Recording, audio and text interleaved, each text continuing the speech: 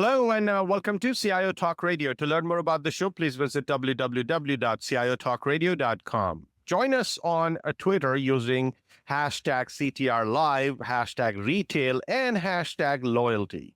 Our topic for today's show is analytics in retail, the new breed of loyalty programs. We have an esteemed guest today, Sahal Lahar, who's the Senior Vice President and CIO with Brook Brothers. How are you, Sahal? Great. How are you? Very good. Life is great and business is doing good for you? Yeah. Now that the weather has improved, the Northeast is much better than it was a couple months ago, so can't complain. Beautiful. Now, we picked up this topic, and I would love to say this on air that I'm just about to become your customer, because yesterday I was at an event and somebody was wearing a brand new suit and a tie. I just totally loved it. And I asked where he's buying his whole wardrobe from, and he says Brook Brothers. So here you go, you got a customer coming to you. Now that's sad to hear that. Yeah. So that's great. Now you get a new customer like me or many others, I'm sure. Now comes the point of gaining loyalty. So one person comes in there, buys something, and you throw them a deal, or may have some other program. So that's the scope of what we are talking. Is brand loyalty just about sending a few coupons and just teasing them with price and discounts, or there is more to it? What do you think should be the face of loyalty programs in the times to come? Yeah, I think that traditionally when people think about loyalty programs, they automatically go to thinking about like airline loyalty programs and things like that, where it's all based on earning points or earning some kind of reward that you can redeem. But the overall premise of loyalty is much deeper than that, right? It's really based on trust. So the fundamental challenge for the retailer or the business that's trying to gain and retain customers is to build a level of trust with them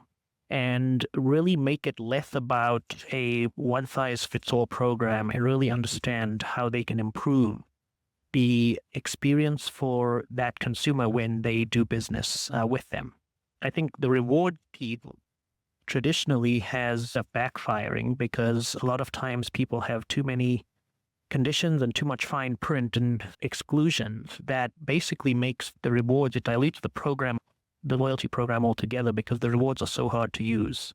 And in other cases, it's very hard to keep track of what you have. And in some cases now we also see, because whatever loyalty program you offer, those points or those incentives are all liabilities on your books. And people are now starting to make those expire more and more rapidly. So again, these are all things that end up really frustrating the consumer more than creating that loyalty stickiness where you want the customer to be a customer for life. So that I think is really the fundamental the challenge that everyone is facing. And I think that it really causes the programs to become very ineffective if you go with just a mass media strategy where you just are sending out the same mailers or the same email offers to all of your consumers without really understanding what is it that this individual is looking for and how can we create a model that is better for them. But again, if it all starts with trust, then even before you launch a loyalty program, it really is imperative that you are easy to do business with. And that means that you have a good, seamless shopping experience, whether you're shopping in store or online. You have the same offers available, and really that the store experience is really very reflective of what you want to be known for as a brand. And if you can do that and make the shopping experience seamless, and you can really maximize every customer interaction, then now you've already, cracked more than half of the loyalty nut. And the rewards and points and things like that is really where you can start to take it to the next level. So would you say there is an actual conscious, deliberate attempt to gain people's trust, or is it more connection? It is more connected to how a business really treats its customer fundamentally, because that's a culture issue versus something you will put together as an initiative. Okay, let's go and gain my customer's trust. Right, absolutely. So I think that you hit the nail on the head with regards to the fact that it really is a change in mindset. And it's really the company needs to embrace that and not just look at it as a transactional mechanism where you're creating a loyalty program and administering a loyalty program, but really looking overall at how do we gain the trust and retain these consumers and retain not just the purchases that they're going to make, but also how can we use our loyal customers as advocates? Because that I think is another piece that really is not people don't spend enough time on, is making sure that your loyal customers are spreading the word. So what you kind of kicked off the program with today, with regards to your own personal experience with seeing one of your colleagues or friends with a specific tie, that is another example of how to create loyalty and how to attract and retain customers, is through the word of mouth and through really having satisfied customers that believe in the brand and believe in the product.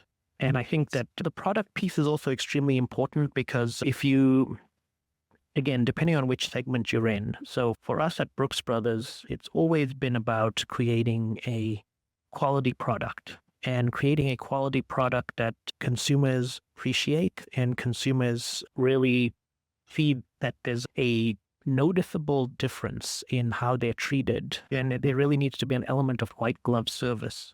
So you're absolutely right. It's a cultural mindset shift, but it's really unrealistic to try and run these programs in a silo with just one part of the business. It really needs to be an enterprise-wide initiative, and it starts really with the associate in the store and how they treat the customer, and it goes all the way to throughout the organization with analytics and marketing and really the product as well, to make sure that we are meeting the needs of the consumer and we are coming out with products that it is what the consumer is looking for. When you look at the trust building in, or even loyalty, and somebody singing rave or giving rave reviews to another person who may be ready to buy, but they're on the fence, that means we have to touch a customer, or perhaps wow the customer at every touch point across all channels for them to get that consistent experience. So is that where ball gets dropped?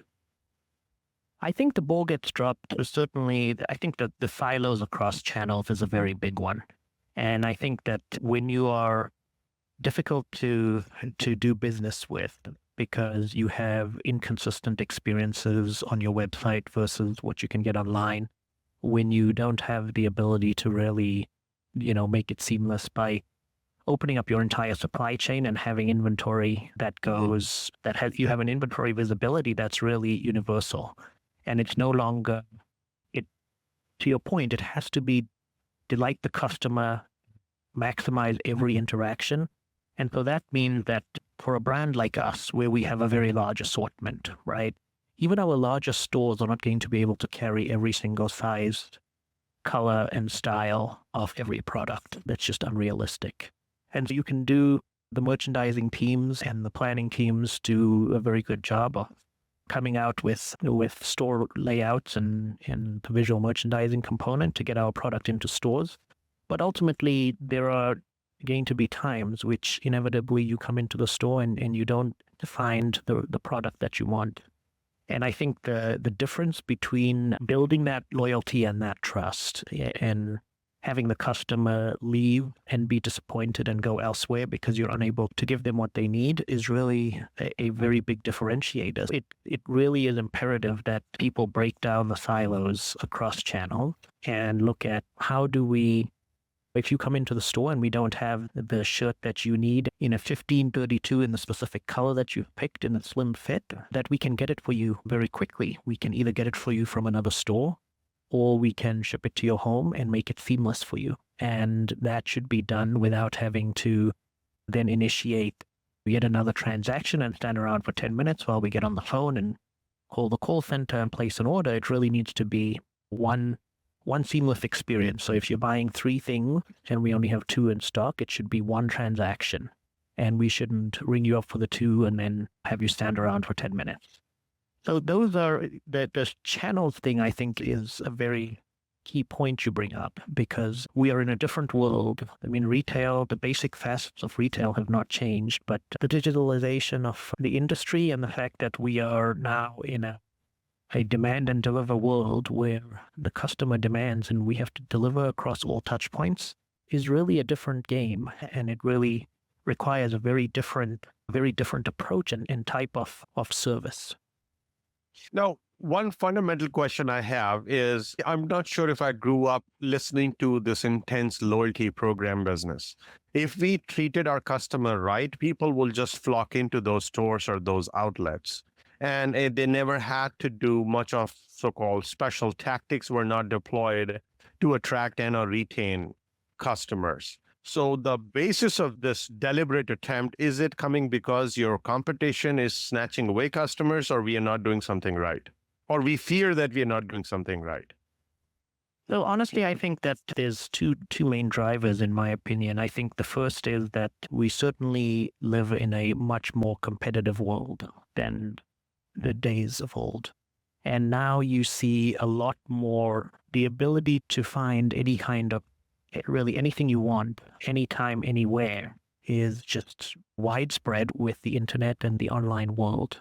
So I think the reality of it is that regardless of what product you're selling, and we see this across the board, and we see people really, the consumer is a lot more informed and educated, and chances are that, again, for the space that we're in, which is kind of the fashion space, the consumer knows exactly what they want.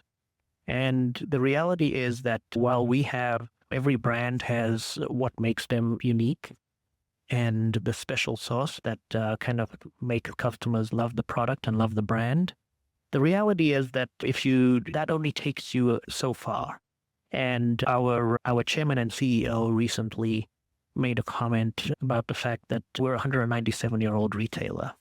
And that in and of itself gives you a lot of cachet, and it gives you a loyal following. And you're seen as an icon, and you're seen as really a lifestyle brand. But it's a double-edged sword, right? Because you don't want to be known as the retailer that is just trying to constantly push the fact that they've been around a long time as the differentiator for them being successful. It really needs to be the fact that we're old because we're good, and we're not good because we're old. And I think that's really a very important differentiator, because it is a very, very different world, and it's extremely competitive. The consumer is a lot more informed.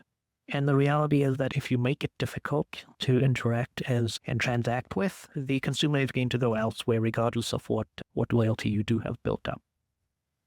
Let's take a quick break, listeners. We'll be right back. And when we come back, let's take a status check on the loyalty programs that exist in retail today and their overall effectiveness. So please stay tuned. We'll be right back.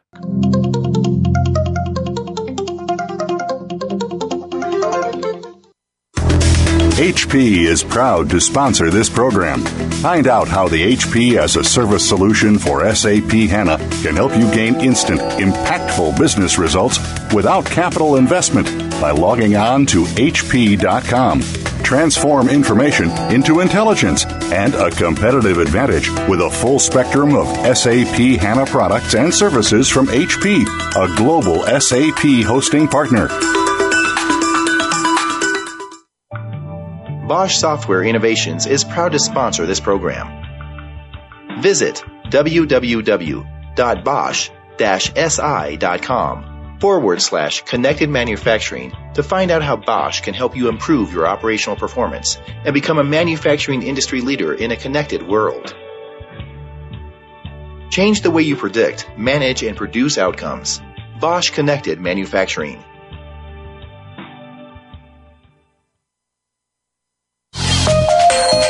HP is proud to sponsor this program. Tap into our expertise, innovation, and services to bring your most important workloads to the cloud.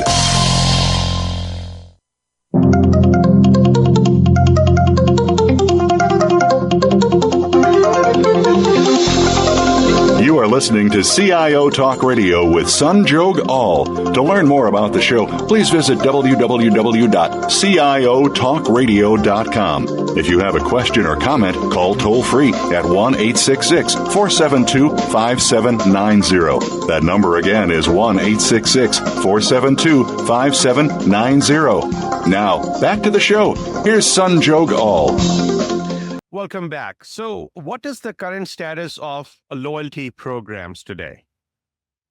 I think the status of loyalty programs today is really very much outdated in many respects. And what I mean by that is that they're all kind of predicated on a one-size-fits-all model where you come up with some form of a program where you can earn incentives and then redeem those incentives.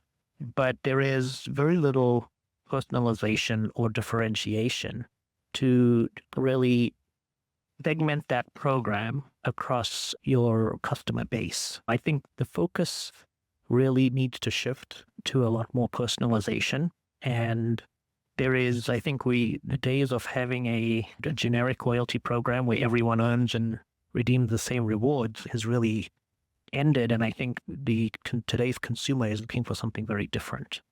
Yeah, I think we're seeing a very big shift in that. And I don't think that for the most part, people are looking at it that way and really trying to tailor the loyalty program to their consumer.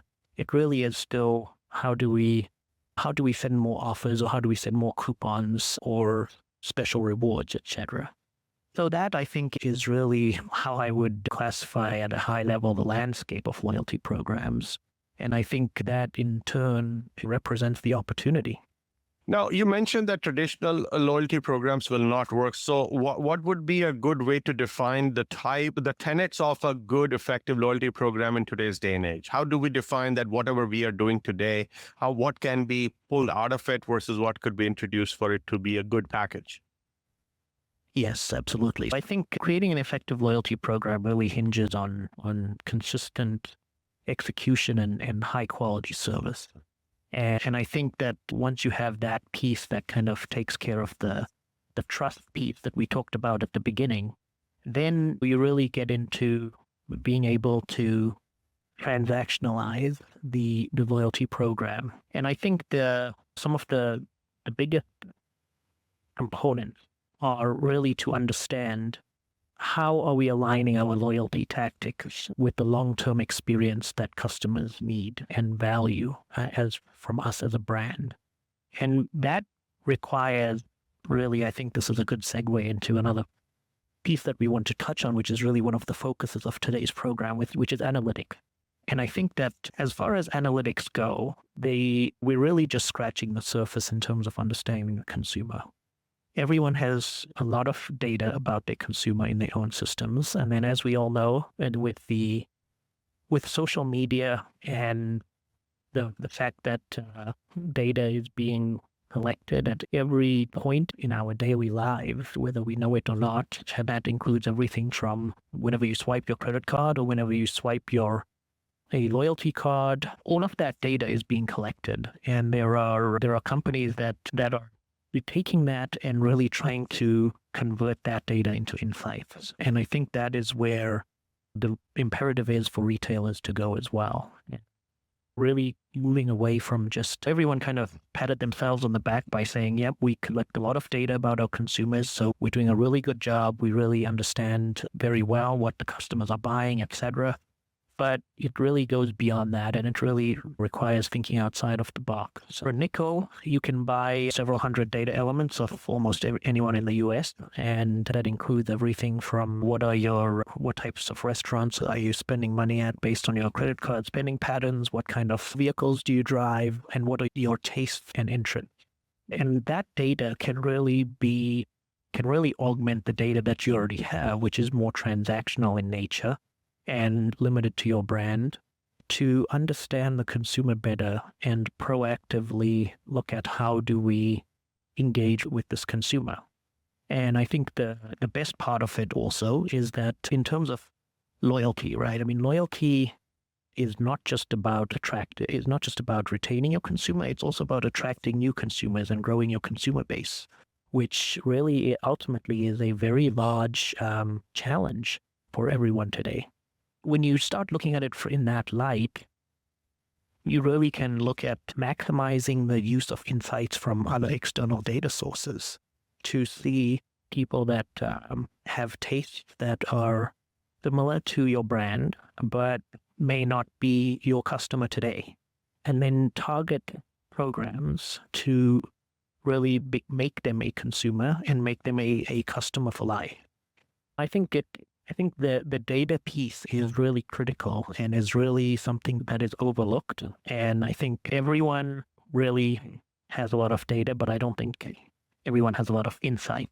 And the main benefit of a loyalty program should not be to reward the consumers for their loyalty, but really to understand how we can evolve the relationship with the customer to the next level and to really understand the insights and to proactively maximize every interaction by telling them things that they want to hear. So as an example, when you come into our store, it's a much more compelling experience for you if instead of giving you a generic blurb on our new spring collection, we know who you are, and based on our clienteling systems and your prior shopping preferences and your shopping patterns, that we're able to maybe just pick 2 or 3 products and focus our dialogue with you today on those 2 or 3 products that are going to be of most value to you.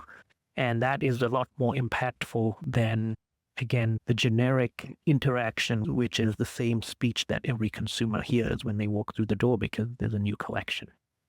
So the way the analytics has been created today, and you mentioned that not everyone really they get a ton of data and reports, but not enough insight. So what is not working with respect to analytics and the way that the data and insights are being churned out? And secondly, in what all ways where we drop the ball or there are gaps from getting some insights and actually applying them in a loyalty program for it to be successful? Yeah, absolutely. So I think the gaps really, let's address that piece of it first. So I think the gaps really are that we are not really looking at the 360-degree view of the customer. We're either looking at it purely as purchase history of what they've bought prior to today in the stores or online. Everything isn't put together in terms of really understanding the customer and knowing that since you became a customer, here is every single interaction you've had with us. And it goes beyond sales, right? It should be every alteration, every special order, every complaint, every interaction with the call center. All of those things need to be tracked in one place. And that is rarely done today. Very few companies have a true omnichannel customer master database. And if you don't have that, it is going to be increasingly difficult for you to understand who your customer really is and what is the way that you can maximize the data, because the data will still be segmented and siloed. So I think it starts there. And then I think the second piece in terms of the gap is really how do we augment the data that we have in-house that's derived from our systems with some of these external lists of customer attribute that we can acquire. And it's not just about going out and buying lists and kind of superimposing the lists into your customer database. It really is understanding who is the customer, understanding what are the things that are important to them, what are the significant events that they might have coming up that might require a different product. So if, for example, someone has a graduation coming up, that is a perfect opportunity for us to then market to them and talk about the fact that there's a promotion that's tailored to them that's specific to graduation. So those are the types of things that we don't do. And I think that it requires a very thoughtful approach, because there's a fine line with being proactive, and then there's that can very quickly turn into creepy, where the customer really thinks that they feel a little bit like Big Brother's watching. And how did you even know that I have event X? And that can certainly be a turn off. So it has to be done very thoughtfully. And anytime you have that challenge, I think you err on the side of caution and try to be more conservative than not. I think the other things that really can help us take programs to the next level is to leverage some of the new emerging technologies. And that is an example of that is beacons. And beacons in stores, I think, are going to play a very big role as we move forward, not just for fashion retailers, but I think retailers in general. And honestly, it even beyond that, because we really have to look at how beacons or things like RFID can help, again, augment the data that we have and allow us to recognize that someone has entered the store. And based on that and other data that we have, we need to service them and speak to them about a particular thing. And by augmenting this data and using these technologies, you can get insights that can be fairly detailed if you're using a combination of on your product and beacons, because we'll be able to know what product is being picked up and then not purchased, what product is being tried on and not purchased, and where are the concentrations of customers in our stores, and how can we do a better job of what would be our conversion rate in a particular department. And again, because this is where it becomes a real-time demand and deliver world. And if someone has spent 20 minutes in the suit department and they're leaving the suit department using geofencing, we can track that with beacons and maybe send them a real-time offer to say, hey, if you make a purchase today, here's an extra incentive for you, and maybe there's a one-time use coupon. So I think these new technologies really become a very big part of making it game-changing. Let's take a quick break, listeners. We'll be right back. And Sal, let's look at this mindset that we all have, even as individual consumers, is we always doubt or check to see, are we with the best provider? And we always are. Sometimes and it gets triggered sometimes when your competitor goes and tries to woo a customer. Another time is that we ourselves are always shoppers and say, okay, can I get the best value for money, or I can get better quality elsewhere, or if they see an ad, etc. So there are distractions. So to what degree are these loyalty programs supposed to insulate a customer from those distractions, or building your own brand to such high level that nothing else touches and remaining top of mind? What is the core intention of a loyalty program? Because perhaps based on that, everything else will follow. Well, let's explore that when we come back. Listeners, please stay tuned.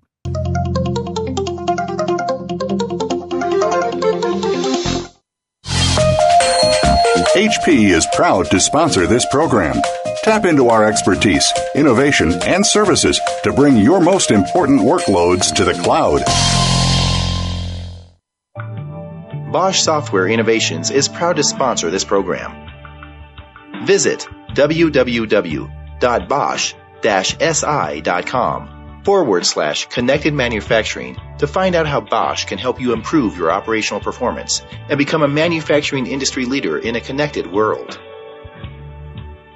Change the way you predict, manage, and produce outcomes. Bosch Connected Manufacturing.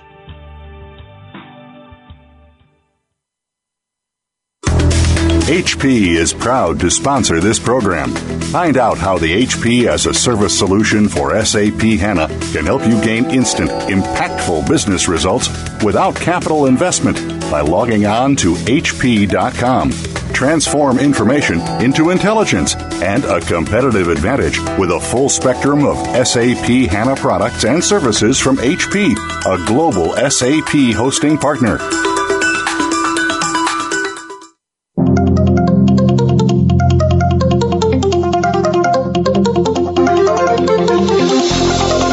You are listening to CIO Talk Radio with Sanjog Aul. To learn more about the show, please visit www.ciotalkradio.com. If you have a question or comment, call toll-free at 1-866-472-5790. That number again is 1-866-472-5790. Now, back to the show. Here's Sanjog Aul. Welcome back. Sal, if I were to create my programs or run my analytics, not just to retain the customer when they come and give them great touch point when they contact us, but also when they're not contacting us, but are being contacted and are wooed by our competitors, what would you do there? Yeah, no, I think that this again comes back to really looking at the effectiveness of your program by really studying the analytics at a very deep level.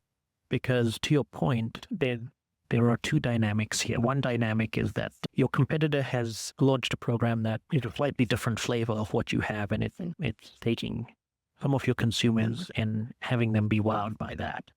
The second is really to understand how, out of the offers that we're sending out, we really don't want to dilute the value of the brand. And I think for us, Brooks Brothers, that's a very big piece because we are not an overly promotional brand. We have promotions at set points throughout the year. And fundamentally, we believe in our product and we believe in the fact that we create a high quality product that may come at a slightly higher price than a different suit or a different product that you could buy elsewhere. What you don't want to do is dilute your brand, and it's really a copycat world, but I would caution that everyone be very thoughtful about that and not just jump on introducing those same programs that your competitors are doing. Because when you look at the analytics of this, it's very interesting because sometimes you'll look at loyalty programs and analysis of the data will show you that marketing to certain consumers with a particular campaign is not even valuable because based on if you look at their spending patterns and purchase history, those customers would have bought anyway. So what you don't want to do is really create these campaigns and cast too wide of a net, because then you really will dilute the value of your brand, and it also obviously is unnecessary hit to your gross margin if customers who would have bought at full price are being sent those offers. So it's certainly a slippery slope, but I think that it comes back to the fact that you need to look at this as who are you as a brand? What is your brand DNA, and what is it that consumers expect from you? And I think if you kind of keep those guiding principles in mind, those should again guide the overall strategy of the loyalty program so that we can really understand the fact that we are going to draw a hard line and we are not going to do a certain type of promotion, or we're not going to do mass marketing of campaigns with X% off, but rather we're going to look at the data to guide it and say, maybe let's target the lapsed customers, so customers who have not made a purchase with us in 12 or 18 months, let's go after those people. Or again, let's go after the people who are not even our customers today. So I think there's an element here where, you can't just play defense. You really have to be proactive and go on the offensive with going after customers and driving them in, as opposed to relying on playing the defense of just how do I react to this other program that my competitor is running, and how is that going to erode my customer base. If you were to look at all the data that we collect, and whether it could be from credit cards or other type of transaction data, or even social media for that matter, all of that, and we're talking about omnichannel and other form of sources of data. And if we do all the data crunching and insights development, the output of that in terms of quality of loyalty programs, which in turn is supposed to give us some retention or perhaps some new customer, is that all completely measurable, or are there softer metrics, which essentially is what organizations are looking for? I mean, are you driven, suppose you get your paycheck by saying, I'm going to drive this loyalty program. Can you promise them X percentage better retention or Y percentage attracting new customers? Yeah, so that's a great point. And I think that there is an absolute balance here of art and science, because it is not that precise where you can draw these one-to-one conclusions or measure these that tangibly. So I think, again, if the soft side of it comes in, and the non-tangibles, I think, play a huge factor in making these programs successful, because it's very hard, even if you have the best systems, to really be able to demonstrate whether a particular purchase was the direct result of a campaign or the direct result of a program, or if there were or if it was just one of several factors, or if it was quite honestly not even related and they just happened to need that product that day, and because of what you had done to kind of build your brand value for them as a consumer, that they were in the store. I think it's a very delicate balance, and I think that another caution is really trying to make this too scientific, because if you really just kind of come up with 50 algorithms and then sit back and let the program run, you're not going to be successful, because it really, human nature is not predictable and does not follow a particular algorithm. The world we live in is certainly a bit more dynamic than that, and requires the programs and the loyalty programs themselves to be more dynamic than that. So while the data is a very important enabler and must be leveraged, it really should be looked at, just one of the levers that we have.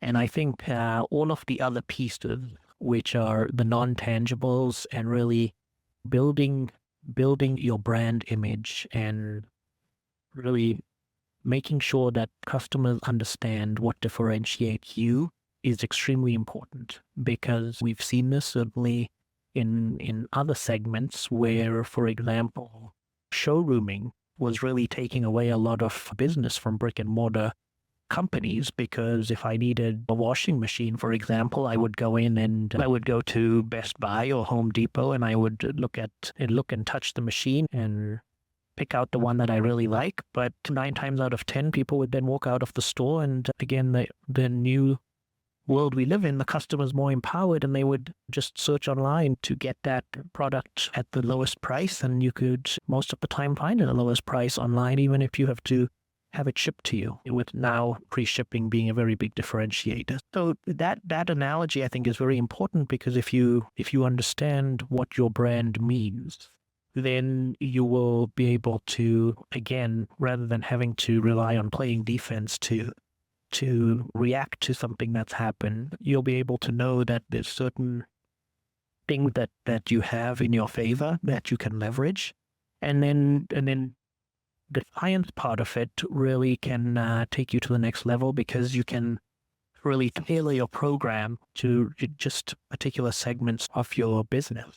Now, I bring up that analogy with the washing machine for a couple reasons, in addition to what we just talked about. I think for us, certainly, showrooming is less of an issue, but I think it's still an issue, because people who come into our stores that don't know the brand, and if they're a new customer and they don't know what differentiates Brooks Brothers from other brands, could treat our store and that interaction as a showrooming exercise and say, okay, I feel like I need a 40 regular suit, and here's kind of the things that I like, and now I'm going to go online and order it somewhere else. But if your associates are doing a good job, or talking about the things that differentiate your product, and in our case, that's everything from the quality to the fabric and what makes the fabric different, and the fact that Saxon wool, for example, is really a very unique wool that comes from just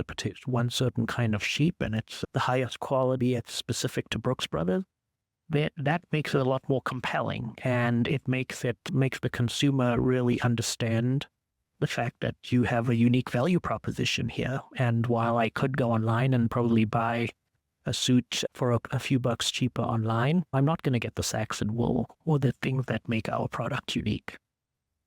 Let's take a quick break, listeners, and we'll be right back. And this was going to be the last segment, and we should look at what specifically we can do to really have a competitive edge. Because, of course, listening to this show and, of course, many other strategies that exist today, we might do the same thing and also as the same competitor. So would we just keep and safeguard our own respective customers and keep them loyal, or we would also work towards gaining that customer base? And if we do have to gain that customer, it has to come from somebody else's share.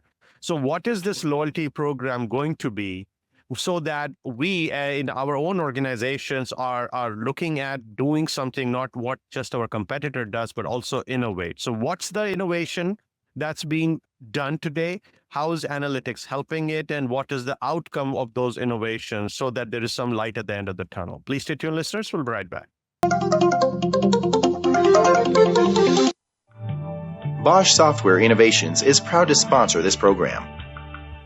Visit www.bosch-si.com connected manufacturing to find out how Bosch can help you improve your operational performance and become a manufacturing industry leader in a connected world. Change the way you predict, manage, and produce outcomes. Bosch Connected Manufacturing.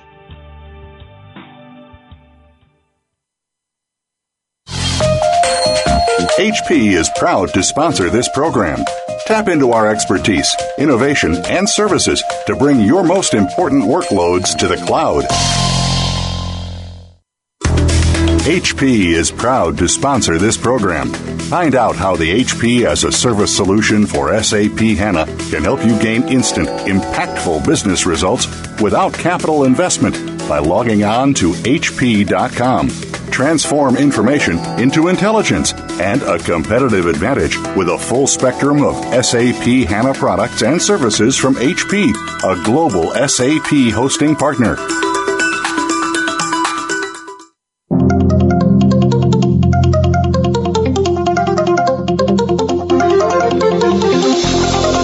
You are listening to CIO Talk Radio with Sanjog Aul. To learn more about the show, please visit www.ciotalkradio.com. If you have a question or comment, call toll-free at 1-866-472-5790. That number again is 1-866-472-5790. Now, back to the show. Here's Sanjog Aul.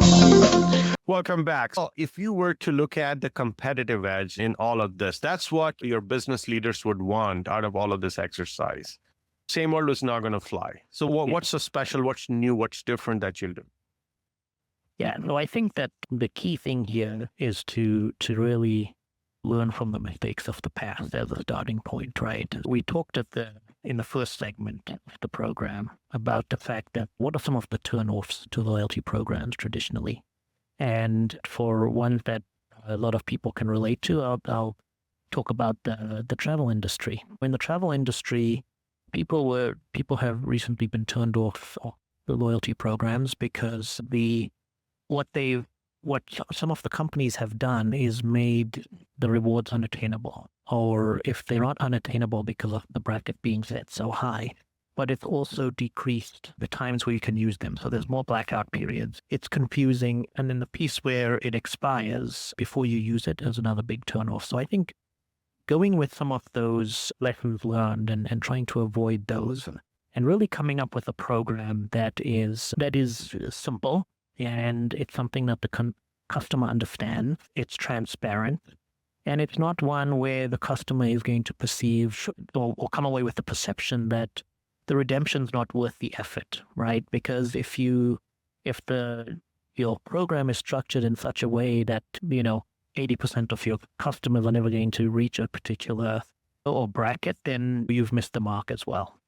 So the big thing I think is really to start to get away from that, and it really requires it's a two-way street, right? Because we have to listen to what customers want.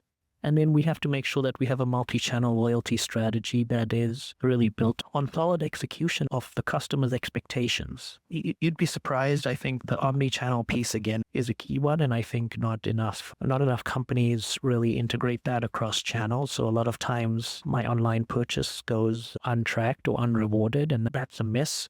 Needs to include all interactions. And I think the loyalty tactics really need to be aligned with the long-term experience that customers value.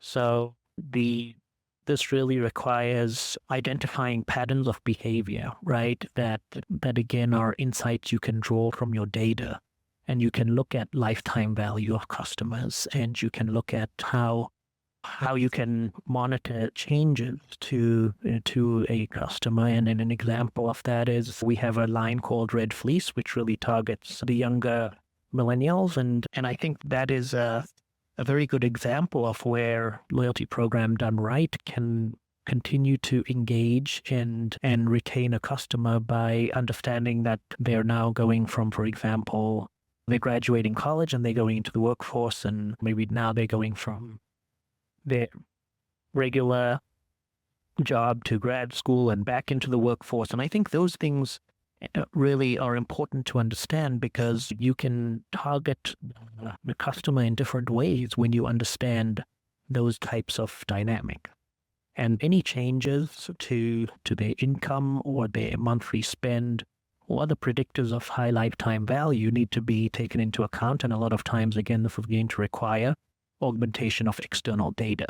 Another one is really to tie the data back to the campaign attributes. For example, are high-value customers shopping in the store as a direct result of a social media campaign or an email campaign or a personalized offer? And again, this comes back to the part we talked about in the last segment, which is it is not going to be 100% science, and there is going to be a component here where it's not going to be a one-for-one, and you're not going to be able to track conversion rates directly against a specific campaign. But I think if it's done comprehensively, you certainly can tie everything together and understand how your specific campaigns and attributes of your loyalty program are driving your sales or not.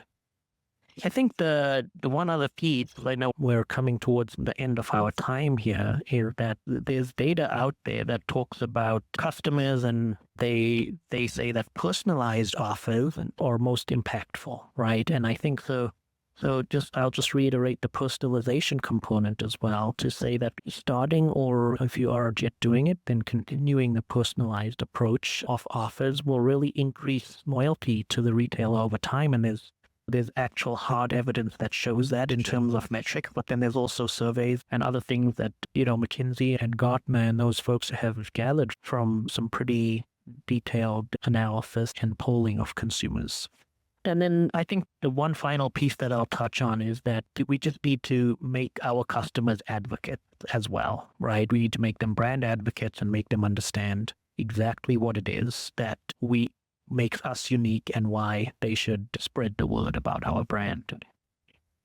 On behalf of the show and our listeners, thank you so much, Sahal, for sharing your thoughts on how organizations can actually, number one, handle their customer loyalty as a strategic initiative and not just kind of throw out programs and coupons, which will have some limited value. And secondly, use analytics judiciously so that they don't get into legal trouble, but at the same time, keep themselves top of mind and thus retain and attract new customers. Thank you so much. Thank you. And listeners, hope you enjoyed the conversation, learned a number of things. Sahal was very sharp and he gave a lot of insights. Please follow us on Twitter, like our Facebook page, and also don't forget to join our monthly newsletter. Thank you again for listening to CIO Talk Radio. This is Sanjob All, your talk show host. Till next week, take care and God bless.